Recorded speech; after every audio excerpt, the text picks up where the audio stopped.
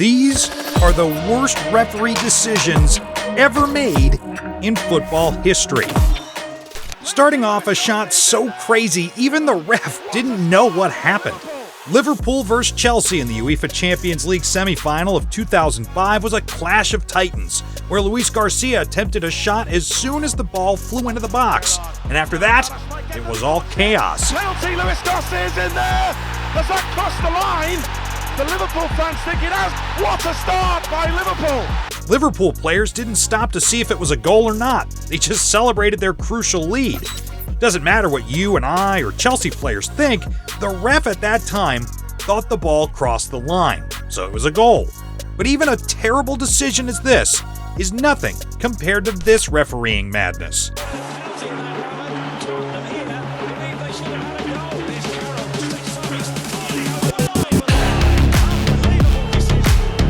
The 2005 Premier League clash between Manchester United and Tottenham Hotspur saw Pedro Mendes making this spectacular shot from a distance, which clearly crossed the line, but the Manchester United's goalkeeper, Roy Carroll, fumbled the ball and brought it back into play. Now, even if the whole universe and things beyond it thinks the ball crossed the line, the ref says otherwise. And not only him, his assistants also failed to spot the incident, denying Tottenham a legitimate goal. Do you think this was harsh? Wait till you see the next one. Yes, this incredible goal. Right ball, Owen against the bar, and Sol Campbell knocks it in. So tensions were as high as ever in the quarterfinals of Euro 2004. England faced Portugal, and in the heated moments of the game, Sol Campbell jumped for a great header, netted the ball, but nah. But it won't count. There was no need to even celebrate that one. The whistle of the referee clearly said, "Dude, you ain't getting away with this unseen, dubious foul you made on Portuguese players." Nah. What? No one knows what dubious foul that ref was talking about, but the goal was disallowed. And this is what Sol Campbell had to say about it. Because that was just like... It wasn't a foul, was it? It was John Terry who was called on. Yeah, but the ball's gone that way, the keeper's that way. I still think if it was Portugal scoring, it'll be the goal. You think this was some lousy refereeing? Nah. That was just me prepping you for the worst referee decisions ever. Yeah, boy. With refs ignoring deadly fouls, making bizarre decisions, and being high on... The worst is yet to come. Now let's take things up a notch with a crazy match that Chelsea fans won't be forgetting anytime soon, all thanks to Tom Henning of Rabo. In the crucial UEFA Champions League semi-final match between Chelsea and Barcelona in 2009, things were super heated.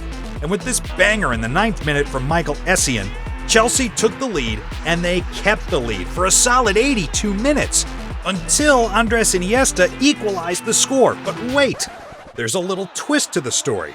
During the build-up of this goal, there was an alleged handball by Barcelona's Samuel Eto'o, but failing to notice it, the ref allowed the goal to stand.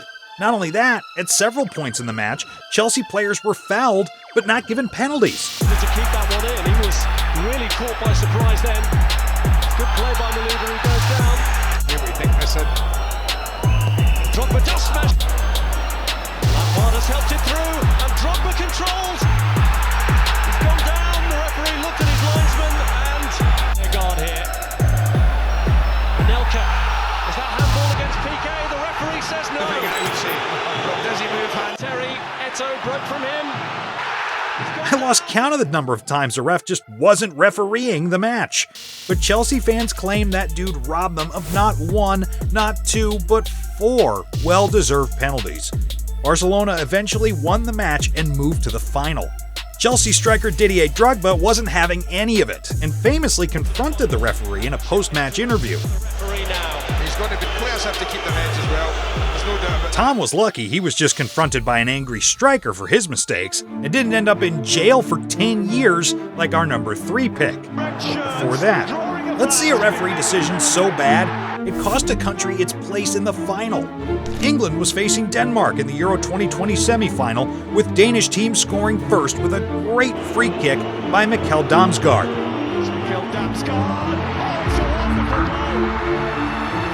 But England was in for a fight. They tied the game 9 minutes later and forced extra time.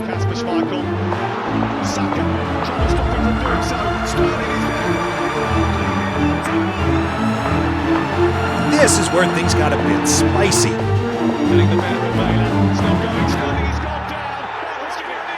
Raheem Sterling entered the 18-yard box and fell. Now hear me out. Despite no contact from Joachim Mæhle, the referee awarded a penalty. Now, to say Danish players were angry would be an understatement. The ref stood by his decision even after consulting with the video assistant referees and refused to review the incident on the pitchside monitor. The Danish keeper, Kasper Schmeichel, saved Kane's spot kick, but the England captain netted the rebound, sealing England's path to the final. Now, this obvious corruption cost Denmark a place in the final. But even this was nothing compared to allowing a foul that almost cost a human life at number 1. But before that, let's talk about an awful referee decision that resulted in one of the most debatable decisions in football history. So the year was 1966. It was the FIFA World Cup final. England against West Germany, and during one of those tense moments, Jeff Hurst took a shot which bounced off the crossbar and came down close to the goal line. Did it cross? Did it not? Well, the referee thought it did, awarding England the crucial goal, which helped them win the World Cup. Fans were still fiercely arguing whether that ball truly crossed the line or not. 20 years later came arguably the most controversial goal in World Cup history. So, the year 1986 saw yet another controversial decision made by a referee in the quarterfinals of the FIFA World Cup. Argentina was clashing with England when Diego Maradona did something unbelievable. He leaped into the air and punched the ball into the net with his hand. Tunisian referee Ali Ben Nasser missed the blatant handball and gave the goal. The protest of the English players made the ref seek the advice of his second linesman, who also confirmed the goal. But all thanks to this man, Mexican photographer Alejandro Ojeda Carvajal, who captured this famous hand of God in a photograph in which Maradona can be seen hitting the ball with his hand. A stroke of genius or mischief? It was the hand of a rascal. No, it's not cheating. I couldn't reach it, and Shilton was already there, so I couldn't head it, so I did like that. Speaking of mischief, this next referee completely destroyed the hopes of English fans. It's very much set latter. Now, in which universe is this not a goal?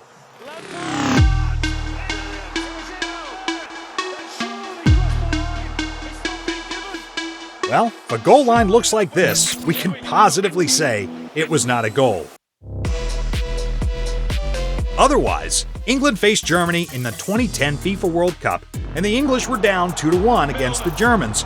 The match was already heated when Frank Lampard made a thunderous shot that hit the crossbar and bounced down, clearly crossing the goal line. Everyone saw it. Spectators in the stadium, players in the field, commentators in the box, fans in their homes. Everyone saw that spectacular goal, except for the referee. Needless to say, despite the ball clearly going in, the goal was not given.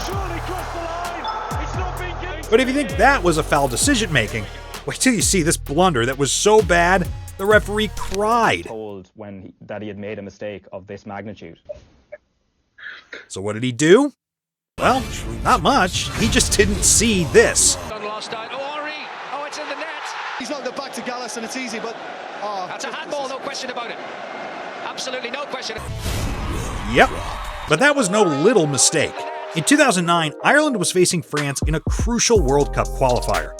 The score was tied, tensions were high. In the dying moments of extra time, the ball flew towards Thierry Henry, who handled it not once, but twice to prevent it from going out of play, and then passed it to William Gallas, who diverted it into the Irish net, scoring a decisive goal for his team, and Martin Hansen allowed the goal. The Football Association of Ireland called for a replay, but FIFA added insult to injury by declaring that they have asked for 33rd position at the World Cup instead of any sanctions on the player or referee. What the hell? This was a real burn, but compared to the next pick, I would say even this one was first degree. In the UEFA Champions League semi-final match between AC Milan and Barcelona in 2006, everyone was on the edge of their seats, and then AC Milan's star striker, Andriy Shevchenko, scored a banger. A goal that would have been a total game changer if it was accepted. The goal equalizer came in the 70th minute of the game, Everyone went wild, but hold on a second. The ref stepped in and said, nope, that's a foul. Dude just tried to shove his opponent out of the universe. What'd you do? Needless to say, replays later suggested there was almost no contact, if any. But even such a blunder seems like a masterstroke compared to this. In the 2012 match between Milan and Juventus, Sully Montari thought he had scored the goal that gave Milan a 2-0 lead. Deliver it, and it's still free. Save the ball still. It's in the back of the net now. It's goal number 2 for Milan. But nah, the referee simply ignored it, like nothing happened.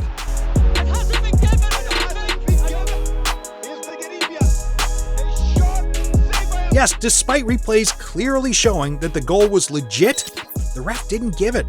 Total shocker, right? But wait, even corruption like this looks legit compared to this next bad decision. So in 2013, Stefan Kilsing's incredible header sent the ball flying into the net.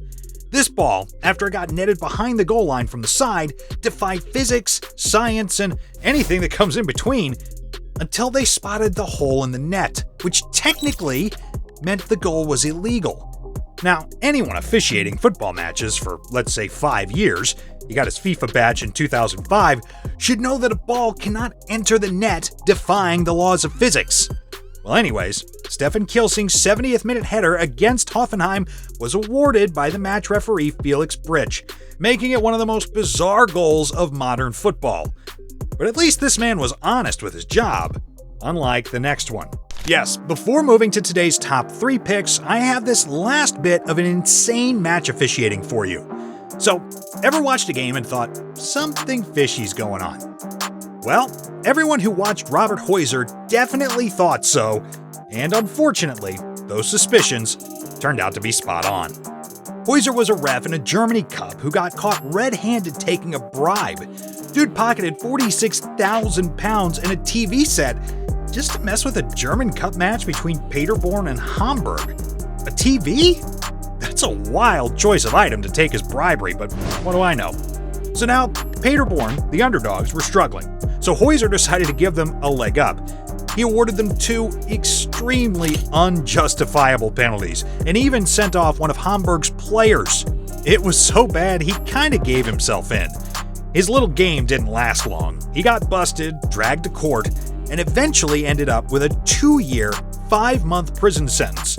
But even taking bribes couldn't crack our top 3. Now, buckle up, guys. We're starting with the top 3 worst referee decisions, and at number 3 comes a referee that called a jail cell his home for 2.5 years.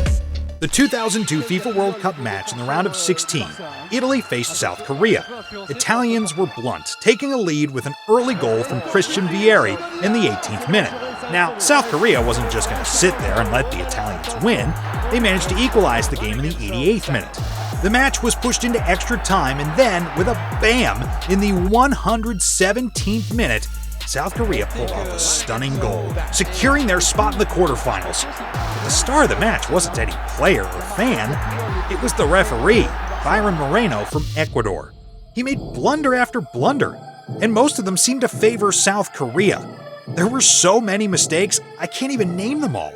He messed up big time by not giving Italy a valid goal and wrongly called an offside with his assistant. And here's the kicker. When Italy's legendary player, Francesco Totti, got fouled in the penalty area, which should have been a clear penalty kick, Moreno somehow saw it as simulation and gave Totti a second yellow card, sending him off the field. It was a nightmare for Italy. But wait, there's more. Moreno let some pretty brutal fouls from the Korean side slide, putting players' safety at risk. Some experts even calculated that Moreno made a whopping 30 incorrect decisions against Italy. It's like one mistake every 3 minutes of play. After the match, all hell broke loose. Riots erupted in the city, and popular Italian commentator Bruno Pizzol called it a broad daylight robbery. Moreno got suspended multiple times by the Ecuadorian Football Federation after the World Cup, and then came the real banger. On September 2nd, 2010, at JFK Airport in New York City, Moreno was caught trying to smuggle a whopping 6 kilograms of in his underwear. Initially facing a 10-year sentence, he ended up serving only 2.5 years. When Italian goalkeeper Gianluigi Buffon heard about Moreno's smuggling antics, he couldn't help but quip, 6 kilos of I think Byron Moreno already had them in 2002. Not on him, inside him. Talk about a wild ride from start to finish. But even this was good enough for the number 3 spot, because at number 2 is a referee who created his own football rule by awarding the same player 3 yellow cards. Damn! What? It was the 2006 FIFA World Cup match between Australia and Croatia, and as you can expect, things were heating up on the pitch. But the real drama unfolded when, in between all the kicks and tricks, Croatian footballer Josip Šimunić found himself in a tight spot with the referee, Graham Poll. First, in the 61st minute, Poll whipped out a yellow card for Šimunić after a rough tackle. Fair enough, right? But then in the 90th minute, Poll reached into his pocket once again and flashed another yellow card at Šimunić for yet another foul.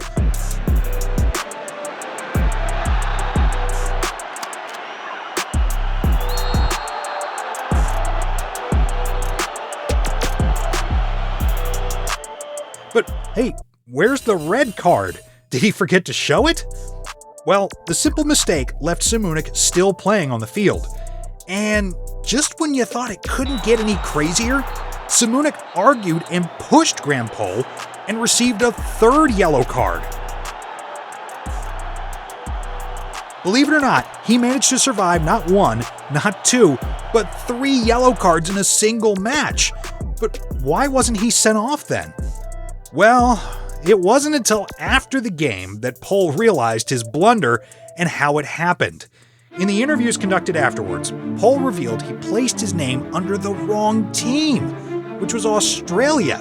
What the hell? Wait, what? Well, the real guilty party was Šimunić's accent. Despite playing for Croatia, he actually grew up in Australia with a pretty distinct Aussie accent.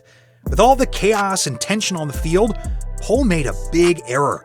He was using a player tracking system where he noted down the names and jersey numbers of players who got booked, and for Šimunić's first yellow card, he wrote it down under an Australian player's name instead of putting it in the Croatian column. Later in the game, when Poll flashed another yellow card at Šimunić, he should have realized his mistake, but he didn't. And then again. Talk about having an accent or being forgetful. Huh. Good thing though, the mistake had no impact on the match's final outcome. So while it may go down as one of the wildest moments in football history, it can in no way compete with our number 1 entry, which kind of destroyed a FIFA World Cup semifinal and someone's whole career. Yes, France and West Germany were dueling for a position in the World Cup final in 1982. Both teams were deadlocked 1-1 when Patrick Battiston entered the game as a substitute. His teammate, Michael Platini, made a daring run through the heart of the German defense and passed the ball to Battiston, who had the perfect opportunity to take a shot, and he did. But suddenly, he was on the ground, his body limp, face pale, and no pulse. Platini legit thought he was dead. Now hear me out. The man had broken vertebrae, lost 2 teeth, fell unconscious, needed oxygen on the field, slipped into a coma, took 6 months to fully recover, all thanks to the brutal tackle made by the German goalkeeper Harald Schumacher.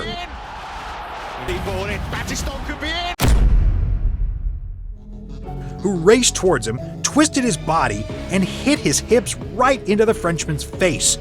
And what did the referee do? Nothing! No penalty, no red or yellow card for that matter. Nothing! It was blasphemous to allow such barbarity. Referee Charles Corver later admitted that he hadn't seen the incident and was more focused on the action with the ball. The match ended in a thrilling 3-3 draw after extra time, with West Germany eventually winning in a penalty shootout. Now, using your body to knock someone unconscious is crazy. But even crazier is a person playing dead to avoid a red card during a match. Don't miss the action and watch football players caught cheating.